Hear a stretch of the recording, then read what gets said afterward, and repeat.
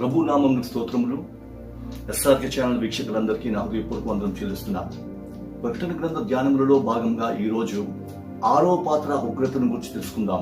ప్రకటన గ్రంథం 16వ అధ్యాయం 12 నుంచి 16 వచనం వరకు చూసినట్లయితే ఇక్కడ ఈ 6వ పాత్ర తీర్పు గురించి కనిపిస్తుంది. 6వ దూత తన పాత్రను యూఫ్రేటిస్ అను మహానది మీద కృమ్మరింపగా తూర్పు నుండి వచ్చి రాజులకు మార్గము సిద్ధపరచబడినట్టు దాని నీళ్లు ఎండిపోయాను. మరియు ఆ ఘటసర్పము నోట నుండి, క్రూర మృగము నోట నుండి, అబద్ధ ప్రవక్త నోట నుండి కప్పల వంటి 3 అపవిత్రాత్మలు బయలువెడలగా చూచితిని. అవి సూచనలు చేయనట్టి దయ్యముల ఆత్మలే. అవి సర్వాధికారి అయిన దేవుని మహాదినమున జరుగు యుద్ధమునకు లోకమంతటా ఉన్న రాజులను పోగు చేయవలనని వారి యొద్దకు బయలువెళ్లి హెబ్రీ భాషలో హార్మగెద్దోన్ అను చోటుకు వారిని పోగు చేశాను. ఇదిగో నేను దొంగవలే వచ్చుచున్నాను. తాను దిగంబరుడుగా సంచరించుచున్నందున జనులు తన దిశములను చూతురేమో అని మెలకువగా ఉండి తన వస్త్రమును కాపాడుకునేవాడు ధన్యుడు. ఈ లేఖన భాగములో 6వ పాత్ర ఉగ్రతను గురించిన విషయం వ్రాయబడి ఉన్నది. ఈ ఉగ్రత యూఫ్రటీస్ అనే మహానది మీద కృమ్మరింపబడినట్లు, ఇది కృమ్మరింపబడగా తూర్పు నుంచి వచ్చి రాజులకు మార్గం ఏర్పడినట్లు ఇది ఎండిపోయినట్లు మనకి కనిపిస్తుంది. అదే సమయంలో ఘటసర్పం నోటి నుండి, క్రూర మృగం నోటి నుండి, అబద్ధ ప్రవక్త నోటి నుండి కప్పల వంటి 3 అపవిత్రాత్మలు బయలువెడి లోకంలో సమస్త జనులను యుద్ధములకు పోగు చేసినట్లు మనకి కనిపిస్తుంది. అదే సమయంలో దేవుడు చెప్తున్నాడు, నేను దొంగ వచ్చినట్లు ఊహించని సమయంలో రాబోతున్నాను. తమ దిశములను చూడుకున్నట్లు తనకు కలిగిన వస్త్రంను కాపాడుకున్న వాడు ధన్యుడు అని ఇక్కడ చెప్పబడింది. గమనించండి, ఇక్కడ యూఫ్రటీస్ నది గురించి వ్రాయబడి ఉన్నది. ఈ యూఫ్రటీస్ నది యొక్క ప్రత్యేకత గురించి మనం ఆలోచించినట్లయితే, దేవుడు ఏదైనా తోటను తడుపుటకు గాను దాని మధ్య నుంచి నదిని ప్రవహింపజేసి దాన్ని 4 పాయలుగా విభాగించాడు. ఈ 4 పాయలలో ఒకటి ఈ యూఫ్రటీస్. ఇది మహానది. ఇది నేడు ఇరాక్, సిరియా దేశముల గుండా ప్రవహించుచున్నది. ఈ యూఫ్రటీస్ నది యొద్దనే బాబేల్ గోపురం అనేది కట్టబడింది. ఆది కాండం 11వ అధ్యాయం 1-2 వచనములు, వారు షినారు మైదానం గుండా ప్రయాణించుచు అక్కడ ఇటుకలను తయారు చేసి ఆకాశంనంటున్నంత ఎత్తైన గోపురం కట్టాలని ఆలోచించారు. ఈ విధంగా ఇటుకలు తయారు చేయటకు నీరు అవసరము. కావున ఈ షినారు మైదానం అనేది యూఫ్రటీస్ నది ఒడ్డునే ఉన్నది. ఎప్పుడైతే దేవుడు వారి భాషను తారుమారు చేసి జనులను చెదరగొట్టి ఉన్నారో, అనంతరము బబులోను సామ్రాజ్యం అన్నది ఈ బాబేలు గోపురం యొద్దనే ప్రారంభమైనది. దానియేలు గ్రంథం 1వ అధ్యాయం 2వ వచనంలో ఇది కనిపిస్తుంది. యెరూషలేము నుంచి తీసుకొని వచ్చిన పరికరములన్నింటినీ షినారు దేశంలో ఉన్న తన దేవత యొక్క ఆలయంలో పెట్టినట్లు ఇక్కడ వ్రాయబడి ఉంది. దీనిని బట్టి ఈ షినారు ప్రాంతంలో కట్టబడినదే బబులోను రాజ్యము. అబ్రాహాము దేవుడిని పిలిచిన ఊరు అనే ప్రాంతం కూడా ఈ ప్రాంతంలో ఉన్నదే. సో ఈ విధంగా లోకములో నాగరికత అన్నది ఈ యూఫ్రటీస్ నది నుండినే ప్రారంభమైనది. ఇక్కడ కట్టబడిన బబులోను రాజ్యము అనంతరము వారిని ఓడించి మాదీయ పర్షియా రాజులు పాలన చేసి ఉన్నారు. వారిని ఓడించి గ్రీకుల సామ్రాజ్యము ప్రారంభమైనది. ఈ గ్రీకుల సామ్రాజ్యం అనంతరం వచ్చినది రోమన్ సామ్రాజ్యము.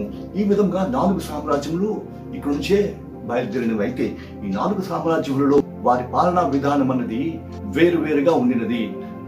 బబులోను సామ్రాజ్యము బానిసత్వమునకు గురి చేయనదైతే మాదీయ పర్షియుల వారిది విచ్చలవిడితనము, గ్రీకులది గుత్తాధిపత్యము అంటే అణచివేత అన్న విధానము.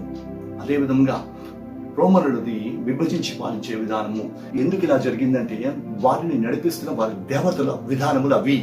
ఈ లోకంలో రాజ్యములు నడిపింపబడేది వారు పూజించే దేవతల ప్రోత్సాహం బట్టి, వాటి ప్రేరేపణను బట్టి వారి పాలనా విధానం అన్నది ఉంటుంది. ఈ విషయం గురించి ఎఫెసీ పత్రిక 6వ అధ్యాయం 12 వచనం నుంచి కింద వరకు చూసినట్లయితే అక్కడ వ్రాయబడి ఉంటుంది. ఏలి అనగా మనం పోరాడున్నది శరీరులతో కాదు గాని అంధకార సంబంధమైన లోకనాథులతోనూ ఆకాశ మండలమందున దురాత్మల సమూహములతోనూ పోరాడుచున్నాము అని ఇక్కడ చెప్పబడింది.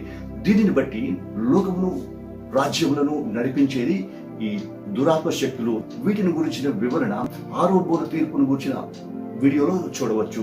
అయితే ఈ విధంగా పాలించిన ఈ రాజ్యములు కొట్టబడిన తర్వాత ఇవి బంధింపబడి ఉన్నవి. 6వ దూత బోరను ఊదగా యూఫ్రటీస్ నది యొద్ద బంధింపబడిన 4 దూతలను విడిచిపెట్టమని వ్రాయబడి ఉన్నది. ఈ యూఫ్రటీస్ నది యొద్ద బంధింపబడిన దూతలు ఎవరు అని అనగా కొట్టివేయబడిన ఈ 4 సామ్రాజ్యముల యొక్క దేవతలు. ఇప్పుడు 6వ బుద్ధ కాలములో వీరు విడిపింపబడి నూతనమైన పాలనను ప్రారంభించబోతున్నారు. ఆ కాలములో జరిగేదే ఇప్పుడు 6వ పాత్ర తీర్పు. ఇప్పుడు యూఫ్రటీస్ నది గురించి దాని యొక్క ప్రత్యేకత ఏమిటి, దాని ప్రాధాన్యత ఏమిటి అనేది మనం తెలుసుకున్నాం. ఈ ప్రాంతం నుంచే అంత్యక్రీస్తు అన్నవాడు తన పాలనను ప్రారంభించబోతున్నాడు. ఈ నలుగురు దూతలలో విడిపింపబడిన వారై వీరందరూ అంత్యక్రీస్తుతో ఏకీభవించి ఏక మనసు కలిగిన వారై బహు క్రూరత్వంతోనూ కఠినత్వంతోనూ దౌర్జన్యముతోనూ లోకమును ఏలబోతున్నారు. ఈ కాలంలో ఏర్పడబోయేదే వన్ వరల్డ్ రిలీజన్, ప్రపంచ మతము. ఈ దినములలో లోకము బహు భయంకరమైన పరిస్థితులు ఎదుర్కోబోతున్నది. ముఖ్యముగా దేవుని బిడ్డలనబడిన వారు ఇశ్రాయేలీయులు. దీనిని సూచించుచునే దానియేలు గ్రంథం 7వ అధ్యాయం 8వ వచనంలో చెప్తాడు, ఘోరమైన 4వ జంతువు, దానికి 10 కొమ్ములు, ఆ కొమ్ములలో 3 కొట్టివేయబడి ఒక చిన్న కొమ్ము వచ్చి ఆ చిన్న కొమ్మునకు ఒక నోరు ఉన్నట్లు, ఆ నోరు గర్వంగా మాట్లాడుతున్నట్లు, దేవునికి విరోధంగా మాట్లాడుతున్నట్లు ఇదంతా మనకి కనిపిస్తుంది. అంటే ఇక్కడ చూపించబడిన ఈ చిన్న కొమ్మే అంత్యక్రీస్తు. ఈ అంత్యక్రీస్తు అన్నవాడు దేవునికి విరోధంగా బయలుదేరి గర్వపు మాటలు ఆడుచు తాను పూజింపబడే వాళ్ళనే విధముగా ఇక్కడ తన మాటలను పలుకుతున్నట్లు మనం చూస్తున్నాం. అదే విషయమును ప్రకటన గ్రంథం 13వ అధ్యాయం 1-7 వరకు మనకి కనిపిస్తుంది. ఇక్కడ సముద్రం నుంచి ఒక క్రూర మృగం వచ్చినట్లు ఆ క్రూర మృగం యొక్క క్రియల గురించి వివరిస్తూ దమ్మమైన మాటలను దేవదూషణలు పలుకు నోరు దానికి ఇయ్యబడిను అని. ఇది 42 నెలలు దేవుడు దూషించుటకును దేవుని ప్రజలతో యుద్ధం చేయుటకును దీనికి అధికారం ఇయ్యబడిందట. ఇది అంత్యక్రీస్తు కాలములో 2వ భాగంలో జరగబోయే క్రియ. ఈ సమయంలో యాకోబు సంతతి అయిన ఇశ్రాయేలీయులకు బహు భయంకరమైన శ్రమ కలుగుతుంది. కారణం ఏమిటంటే వీరు దేవుని పక్షంగా నిలబడిన వారు. ఇక్కడ జరుగుతున్నది అంత్యక్రీస్తు యొక్క పాలన. కావున అంత్యక్రీస్తు యొక్క ఆధిపత్యమును బట్టి వీరికి వేదన కలగబోతుంది. ఇదే విషయం ఇర్మియా గ్రంథం 30వ అధ్యాయం 7వ వచనంలో రాస్తున్నాడు. అయ్యో, అది ఎంత భయంకరమైన దినము, అట్టిది మరి ఒకటి రాదు, అది యాకోబు సంతతికి ఆపద తెచ్చు దినము అని ఇక్కడ వ్రాయబడింది. సో ఈ దినములలో బాధింపబడే వారిలో ప్రథములు యాకోబు సంతతి అయిన ఇశ్రాయేలీయులు. సరే, ఈ క్రమం అనేది ఎలా జరుగుతుంది అని మనం చూసినట్లయితే చూడండి, ఇక్కడ ఘట సర్పము నోట నుండి, క్రూర మృగము నోట నుండి, అబద్ధ ప్రవక్త నోటి నుండి కప్పల వంటి 3 అపవిత్రాత్మలు బయలుదేరినట్లు ఇక్కడ వ్రాయబడి ఉన్నది కదా. వాటిని గురించి మనం ఆలోచించాలి. మొట్టమొదటిగా కప్ప అన్నది నిషిద్ధమైనది. లేవి కాండం 11వ అధ్యాయం 10వ వచనము, అదే విధంగా 41వ వచనంలో పవిత్రమైనవి అపవిత్రమైన వాటి విభజనలో ఈ కప్ప అపవిత్రమైనదిగా వర్ణింపబడి ఉన్నది. దీనిని బట్టి కప్ప అనున్నది మొట్టమొదటిగా అపవిత్రమైన జీవి. ఇది బురద నీటిలోనే ఉంటుంది. ఇది తన శబ్దమును బట్టి ప్రశాంతతను భంగపరుస్తుంది. దీని శబ్దం ఎక్కడి నుంచి వస్తుందో అన్నది ఎవరు గమనించలేరు. అంతేకాదు, దీని స్వభావము గంతులు వేసే స్వభావము. దీని ఉనికిని కనిపెట్టుట అసాధ్యము. అయితే ఇక్కడ ఉదాహరింపబడిన కప్ప అపవిత్ర ఆత్మ అని స్పష్టంగా తెలియజేయబడినది. దీనిని బట్టి ఆ దినములలో ఇది వదంతులు పుట్టించే భయంకరమైన క్రియ జరిగిస్తుంది. దానిని బట్టి ఆనాటి లోకములో జనులు ప్రశాంతతను పోగొట్టి అశాంతి కలిగించి జనులకు నెమ్మది లేకుండా చేస్తుంది. దీని వలన జనులలో నెమ్మది పోతుంది. ప్రశాంతమైన జీవితం అన్నది జనులలో ఉండదు. ఆ దినములలో లోకము అశాంతితోనూ భయముతోనూ బెంగతోనూ ఆందోళనతోనూ బహు భయంకరమైన పరిస్థితిని అనుభవించబోతుంది. దీనిని బట్టి అపవిత్రాత్మ జనులను పరిశుద్ధాత్మకును దేవునికి వ్యతిరేకంగా రేపేదిగా ఉంటుంది. ఇది ఆ కప్పలు వంటి దురాత్మలు చేసే పని. ఇది అంత్యక్రీస్తు పాలన అని చెప్పుకునే దానిని బట్టి ఆ దినములలో క్రియ జరిగించేది అంత్యక్రీస్తు. ఇప్పుడు ఈ అంత్యక్రీస్తు అన్నవాడు ఏం చేస్తాడు అన్న విషయం దానియేలు గ్రంథం 8వ అధ్యాయం 9-14 వచనంలో చూసినట్లయితే ఇక్కడ ఆ కొమ్ము దక్షిణంగాను ఉత్తరంగాను ఆనంద దేశం దిక్కుగాను ఎదిగి అత్యధికంగా బలిసెను. ఆకాశ సైన్యమునంటున్నంతగా ఎదిగి ఆకాశ నక్షత్రములలో కొన్నింటిని పడవేసి తన కాళ్ళ క్రింద అనగదొరకెను అని ఇక్కడ చెప్పబడి ఉంది. ఇక్కడ చెప్పబడిన నక్షత్రములు పరిశుద్ధులను సూచించుచున్నది. దానియేలు గ్రంథం 12వ అధ్యాయం 3వ వచనం. సో ఇక్కడ ఈ గర్వంగా మాట్లాడుచు దేవుడికి విరోధంగా నిలబడిన ఈ అంత్యక్రీస్తు అన్నవాడు ఆనాడు పరిశుద్ధులు అనేకులను వారి పరిశుద్ధత నుంచి దిగజార్చబోతున్నాడు. వారికి విరోధంగా పోరాడి వారిని జయించబోతున్నాడు. ఈ విధంగా ఆ దినములలో విడవబడిన యాకోబు సంతతి వారికి బహు భయంకరమైన శ్రమ కలగబోతుంది. అదే సమయంలో క్రీస్తు కొరకు జీవిస్తూ తమ పరిశుద్ధత కొరకు పోరాడుచున్న వారందరూ భయంకరమైన పరిస్థితులు ఎదుర్కోబోతున్నారు.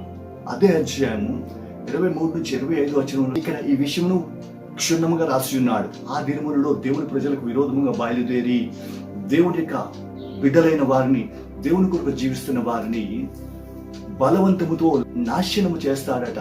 క్షేమముగా ఉన్న కాలములు అనేకులను సంహరిస్తాడట. ఇతడు మోసముతోనూ కుయుక్తితోనూ ప్రవర్తించి ఆ దినములలో లోకమును పాలిస్తాడు. దీనిని బట్టి ఇశ్రాయేలీలన్న వారు నలుగగొట్టబడతారు. అదే సమయంలో దేవుని కొరకు జీవిస్తున్న పరిశుద్ధులు కూడా నలుగగొట్టబడతారు. ఇంకను దేవునికి విరోధంగా లేచి దేవుని యొక్క బలులను, దేవుని యొక్క నైవేద్యములను నిలిపివేసి శాసనములను మార్చే పరిస్థితికి ఎదిగిపోతాడు. అంటే సర్వోన్నతుని దేవునికి విరోధంగా బయలుదేరి తన్ను తాను హెచ్చించుకోవడం ప్రారంభిస్తాడు. దానియేలు గ్రంథం 11వ అధ్యాయం 31 నుంచి 36 వచనం వరకు దీనిని మనము చూడగలము. దీనిని బట్టి ఆనాడు పాలించబోతున్న అంత్యక్రీస్తు అన్నవాడు పరిశుద్ధ స్థలములను పాడు చేస్తాడు, దేవునికి బలిని నిలిపివేస్తాడు, దేవునికి విరోధంగా తన్ను తాను హెచ్చించుకుంటాడు, అనేకులను హింసిస్తాడు. కొందరు పరిశుద్ధులు నిలవబడుదురు గాని ఖడ్గము వలనను అగ్ని వలనను వారు బాధింపబడుదురు అని ఈ విధంగా అంత్యక్రీస్తు యొక్క క్రూరమైన పాలన గురించి వివరింపబడి ఉన్నది. ఆనాటి దినములు భయంకరమైన పరిస్థితి, దౌర్భాగ్యమైన జీవితములు లోకములు కనిపిస్తున్నవి. ఈ విధమైన పరిపాలన జరిగించుటకు పాటు పడేవే కప్పలు అని చెప్పబడిన ఆ దయ్యముల ఆత్మలు. ఈ విధముగా అంత్యక్రీస్తు దినదినము హెచ్చింపబడుతూ తన కార్యకలాపములు జరిగించుకుంటూ దేవునికి వ్యతిరేకంగా నిలబడి దేవుని కన్నా తన్ను తానే హెచ్చించుకుంటూ ఎప్పుడైతే జరిగిందో అప్పుడు లోకం మీదకి రాబోతుంది దేవుని యొక్క ఉగ్రత. అదే ఇక్కడ ఉదాహరింపబడిన సర్వాధికారి అయిన దేవుని యొక్క దినము. ఈ దినమును గురించి ప్రకటన గ్రంథం 17వ అధ్యాయం 14వ వచనంలో రాస్తున్నాడు. అంత్యక్రీస్తు దేవుని కన్నా తను తాను హెచ్చించుకున్న వాడే దేవునితో విరోధంగా పోరాడుటకు, దేవుని సైన్యంకు విరోధంగా పోరాడుటకు బయలుదేరుతాడట. సో ఇప్పుడు అంత్యక్రీస్తు అన్నవాడు ఏ స్థితికి ఎదిగిపోయాడంటే దేవాది దేవుడైన వారితోనే యుద్ధము చేయుటకు ఎదిగిపోయాడు. దేనిని బట్టి అంటే లోకములో అతను చేయుచున్న కార్యములకు అదుపు లేదు, లోకంలో అతడు చేసిన కార్యములకు ఆటంకము లేదు, ఎదురు నిలవగల ఎటువంటి శక్తి కనబడినందున అతడు గర్వించిన వాడే తన్ను తాను హెచ్చించుకొని ఈ దినమున సర్వోన్నతులైన దేవునికి వ్యతిరేకంగా యుద్ధము చేయుటకు బయలుదేరుతాడట. కానీ అతడు అక్కడ నిలవనేరడు అని రాయబడి ఉన్నది. ఇదే విషయంలో ఇక్కడ 12వ అధ్యాయం 7 నుంచి 9 వచనాలలో కూడా ఘట సర్పము అని చెప్పబడిన సాతాను దేవుని ప్రజలతో యుద్ధం చేస్తున్నట్లు చెప్పబడింది. ఇక్కడి ఘట సర్పము దేవునికి విరోధంగా యుద్ధం చేసి కొట్టివేయబడ్డాడు. అదే సమయంలో అంత్యక్రీస్తు కూడా దేవునికి విరోధంగా బయలుదేరి కొట్టివేయబడబోతున్నాడు. ఇదే సర్వాధికారి అయిన దేవుని తీర్పు దినము. ఆ దినమున దేవునికి విరోధంగా యుద్ధములకు సిద్ధపడిన వారందరూ దేవుని సైన్యంతో యుద్ధము చేయగా ఆ రోజు భయంకరమైన వధ జరగబోతుంది. ప్రకటన గ్రంథం 19వ అధ్యాయం 11వ వచనం నుంచి 21వ వచనం వరకు దీనిని గురించి వివరింపబడింది. ఇక్కడ పరలోకం నుంచి దేవుడు బయలుదేరినట్లు ఈ దేవుడు తెల్లని వస్త్రములను ధరించుకున్న వాడే ఖడ్గం చేత పట్టి మద్యపు తొట్టిని త్రొక్కినట్లు కనిపిస్తుంది. అంటే దేవునికి ఉగ్రత పాత్రను త్రొక్కినట్టు కనిపిస్తుంది. అనంతరము ఇక్కడ దూత ఆకాశములో ఎగురుచు ఆకాశ పక్షులకు, భూజంతువులకు పిలుపునిస్తుందట. మీరు వచ్చి బలిష్ఠుల మాంసమును, అధికారుల మాంసమును మీరు తింటకు సిద్ధపడి రండి. దీని అర్థం ఏంటంటే దేవునికి విరోధంగా బయలుదేరిన ఈ సైన్యమంతటితో దేవుడు యుద్ధం చేసి వారిని ఓడించగా వారి మాంసమును పక్షులు కడుపారా తిన్నాయట. అంటే దేవుని యొక్క వధ ఇక్కడ కనిపిస్తుంది. సో ఈ విధముగా దేవుడు లోకములకు తీర్పు తీర్చి లోక జనులను నాశనం చేయుటయే యూఫ్రటీస్ నది ఎండిపోవటను సూచించుచున్నది. ఇదే హార్మగెద్దోను యుద్ధం. ఈ యుద్ధములో పాలు పొందువారు దేవుని సైన్యము, అంత్యక్రీస్తు సైన్యము. ఈ రెండు సైన్యములు యుద్ధంలో కూడగా దేవుని సైన్యము ఆత్మశక్తితో దిగి ఈ లోక సంబంధమైన శక్తితో యుద్ధము చేసి వీరిని ఓడించి లోకం మీద అతని ఆధిపత్యమును కొట్టివేయబోతుంది. అక్కడి నుంచి ప్రారంభం కాబోతుంది దేవుని యొక్క నీతి యుగం. సో 7 ఏళ్ల శ్రమల కాలం అనంతరము పరిశుద్ధులను విమోచించుటకు గాను దేవుడు దిగిరాగా ఆ దినమందు జరగబోయే యుద్ధమే హార్మగెద్దోను యుద్ధము. ఇప్పుడు ఈ హార్మగెద్దోను యుద్ధములో దేవుడు తెల్లని వస్త్రం ధరించుకున్న వాడే ఖడ్గం పట్టుకొని వచ్చి ఉన్నాడని చెప్పినామే. అతనితో పాటు కొంత సైన్యం వచ్చినది.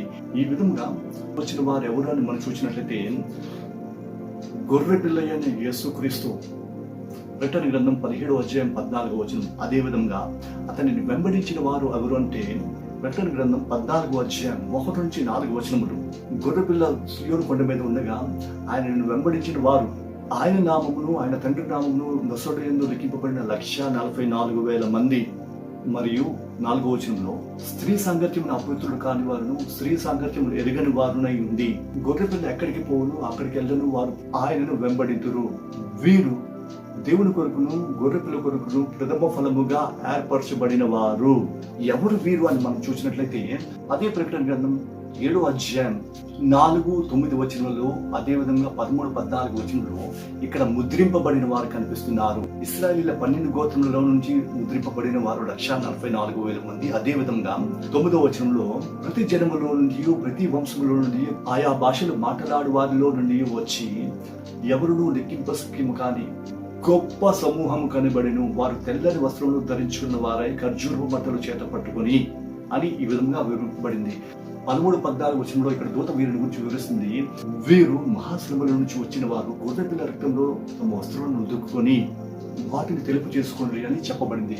సో దీనిని బట్టి ఈయనను వెంబడించిన ఈ సైన్యం ఎవరని చూడగా, ఒకటి ఇశ్రాయేలు సంతతిలో నుంచి కొనబడిన 144,000 మంది కాగా, మరి ఒకటి సకల జన్మలలో నుంచి సకల జాతుల నుంచి సకల వంశముల నుంచి కొనబడిన లెక్కింపశక్యమును కాని విస్తారమైన జనులు. ఈ 2 గుంపుల వారు ఆయనను వెంబడించి వచ్చి ఆ దినములలో యుద్ధములో పాల్గొనబోతున్నారు. ఈ విధముగా యుద్ధములకు దిగి వచ్చిన వీరిని తూర్పు నుంచి వచ్చు రాజులు అని బైబిల్ వివరించింది. సో దీనిని బట్టి తూర్పు నుంచి వచ్చు రాజులు అనగా గొర్రెపిల్లయు ఆయనను వెంబడించు సైన్యము. ఈ విధంగా తూర్పు రాజులు అని చెప్పబడిన పరలోక సైన్యం వచ్చి దేవునికి విరోధంగా రేగిన సమస్త సమాజమును నాశనము చేయుటయే యూఫ్రటీస్ నది ఎండిపోవడం సూచించుచున్నది. ఇదే క్రీస్తు యొక్క 2వ రాకడ. ఆ దినమున సర్వలోకము ఆయన రాకడను చూస్తుందట. మత్తయి సువార్త 24 అధ్యాయం 30 ప్రకటన గ్రంథం 1 అధ్యాయం 7 ఆ దినమున ఆయన మహామహిమతోను ప్రభావంతోనూ ఆకాశ మేఘాలుడే వస్తాడట. వచ్చినప్పుడు భూమి మీద ఉన్న సకల గోత్రముల వారు ఆయనను చూచి రొమ్ము కొట్టుకుంటారట. సో ఇది క్రీస్తు యొక్క 2వ రాకడను సూచించుతుంది. 7 ఏళ్ల శ్రమల కాలం తర్వాత ఇది జరుగుతుంది. ఇక్కడ నుంచి ప్రారంభమవుతుంది నీతి యుగము. ఈ విధముగా అంత్యక్రీస్తు యొక్క రాజ్యమును ఆ దురాత్మల యొక్క ప్రేరేపణను బట్టి దేవునికి విరోధంగా బయలుదేరిన సమస్తమైన అధిపతులను, సహస్రాధిపతులను, నాయకులను సంహరించి దేవుడు తన నీతి పాలనను స్థాపించుటనే దానియేలు గ్రంథం 7వ అధ్యాయం 22 మహావృద్ధుడు పరిశుద్ధుల పక్షంగా తీర్పు తీర్చును అని చెప్పబడిన మాట. సో ఈ విధముగా అంత్యక్రీస్తు యొక్క రాజ్యం కొట్టివేయబడి నీతి పాలన అన్నది ప్రారంభం కాబోతున్నది. ఇప్పుడు చివరి మాటను చూసినట్లయితే, నేను దొంగ వలె వచ్చుచున్నాను, జనుడు తన దిశబలను చూడకున్నట్టు తన వస్త్రమును కాపాడుకుని వాడు ధన్యుడు అని చెప్పబడింది. ఇక్కడ దొంగ వలె వస్తున్నాను అన్న మాటకు అర్థం ఏంటంటే, మనుషులు ఊహించని సమయంలో లేక మనుషులు ఎరుగని సమయంలో నేను వస్తాను అని చెప్పుట ఇక్కడ దేవునికి ఉద్దేశమై ఉన్నది. సో ఆ సమయంలో దేవుడు ఆ విధంగా వస్తున్నప్పుడు ఎవరైతే తమ వస్త్రమును కాపాడుకుంటాడో వాడు ధన్యుడు. ఇక్కడ వస్త్రములను గురించి మనం ఆలోచించినట్లయితే యెహెజ్కేలు గ్రంథం 16వ అధ్యాయంలో దేవుడు వస్త్రములను గురించి చెప్తున్నాడు. నీ సిగ్గు నీ అవమానము లోకములకు కనబడుకున్నట్లు నీకు నేను వస్త్రములను ధరించి ఉన్నాను. ఇదే వస్త్రములను గురించి ప్రకటన గ్రంథం 9వ అధ్యాయం 8వ అంటాడు, గొర్రెపిల్ల యొక్క వివాహ సమయం వచ్చినది, ఆమెకు తెల్లని నార వస్త్రములు ఇయ్యబడి ఉన్నవి, అవి ఆమె నీతి క్రియలు అని చెప్పబడింది. సో ఇక్కడ వస్త్రములు అన్నవి నీతి క్రియలు. అదే విధముగా ప్రకటన గ్రంథం 7వ అధ్యాయం 13-14 ఇక్కడ వస్త్రము రక్షణ వస్త్రము. అదే విధముగా ప్రకటన గ్రంథం 3వ అధ్యాయం 4-5 జయించు వానికి తెల్లని వస్త్రములను ధరింపజేస్తాను అన్నాడు. సో దీనిని బట్టి మనుషులు మెలకువగా ఉండి దేవుడు వారికి ఇచ్చిన వస్త్రములను, దేవుడు వారికి ఇచ్చిన రక్షణను, దేవుడు వారికి అప్పగించిన నీతిని, దేవుడు వారికి ఇచ్చిన జీవితమును కాపాడుకుని సిద్ధ మనసు కలిగి ఉంటారు. వారే ధన్యులు. వారే భయంకరమైన శ్రమకి నుంచి విడిపింపబడి ఆయన నీతి రాజ్యంలో ప్రవేశించబోతున్నారు. ఇది మెలకువగా ఉండి తమకు కలిగిన వస్త్రములను కాపాడుకుని వారికి కలిగే ధన్యత. సో దేవుని యొక్క రాకడలో ఎత్తబడి దేవుని యొక్క రాజ్యంలో ప్రవేశించి దేవునితో పాటు రాజ్యం చేయాలంటే మొట్టమొదటిగా దేవుడు మనకిచ్చిన రక్షణ వస్తువును మనం కాపాడుకోవాలి. దేవుడు మనకు నియమించిన నీతిని కాపాడుకోవాలి. చివరిగా దేవుడు లోకం మీద మనకి విజయం ఇచ్చినగా దేవుడు మనకిచ్చిన జయ జీవితమును మనం కాపాడుకొని జయశీలులమై ఆ గొర్రె పిల్లతో దిగి వచ్చి ఆయన రాజ్యం స్థాపించుచుండగా ఆ రాజ్యములో మనము కూడా ఆయనకు రాజ్యం చేసే వారంగా ఉండాలి. కాబట్టి ఇంతవరకు వినిన వాక్యం బట్టి ప్రియ సహోదరుడా సహోదరి, లోకం మీదకి రాబోతున్న భయంకరమైన శ్రమల నుంచి తప్పింపబడి దేవుడు ఏర్పరచబోతున్న ఆ నీతి యుగములో మనం ప్రవేశించి దేవునితో పాటు మనము అందరము పాలించే స్థితిలో ఉండాలని కోర్చు ప్రభు పక్షంగా ఈ నా మాటలు ముగిస్తున్నాను. దేవుడి వాక్యమును మన వినికిడిలో ఫలింపజేయను గాక. ఆమె ప్రార్థన చేసుకుందాం. స్తోత్రం తండ్రి, వందనలు. ఇంతవరకు 6వ పాత్ర తీర్పును గురించిన విషయం ధ్యానించుకుని ఉండగా వాక్యం మాలో ఫలింప చేయండి. దేవా, లోకం మీదకి రాబోతున్న భయంకరమైన తీర్పులో లోకము నాశనం కాబోతుండగా నిన్ను వెంబడించే అనుభవం మేము కలిగి నీ ఏర్పరచబోతున్న ఆ నీతి రాజ్యములో నీతో పాటు పాలించే స్థితిని మేము సంపాదించుకున్నట్లు మమ్మల్ని బలపరచండి, స్థిరపరచండి, మహిమను పొందండి. యేసు నామమున అడుగుచున్నాం తండ్రి. ఆమేన్.